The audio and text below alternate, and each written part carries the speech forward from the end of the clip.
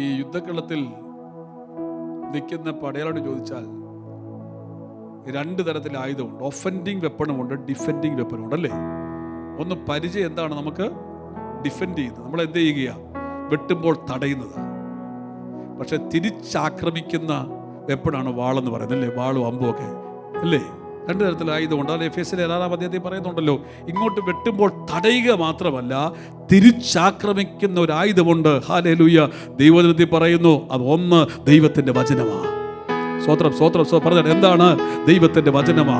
ദൈവത്തിൻ്റെ വചനം നാം വിളിച്ചു പറയണം. അതുകൊണ്ടാണ് പറയുന്നത്, ദൈവത്തിൻ്റെ വചനം ഹൃദയത്തിൽ സംഗ്രഹിക്കണം. ഇരിക്കുമ്പോഴും നടക്കുമ്പോഴും കിടക്കുമ്പോഴും വചനം ഉറക്കം നിങ്ങൾ വിളിച്ചു പറയണം. ഹല്ലേലൂയ. എൻ്റെ ദൈവത്തിൻ്റെ പുസ്തകത്തിൽ, വേദപുസ്തകത്തിൽ എനിക്ക് വേണ്ടി ഇപ്രകാരം എഴുതി വെച്ചിട്ടുണ്ടെന്ന് വചനം വിശ്വസിക്കുകയും അത് വിളിച്ചു പറയുകയും ചെയ്യുന്നവർക്കായി ഞാൻ ദൈവത്തിന് സ്തോത്രം ചെയ്യുകയാണ്.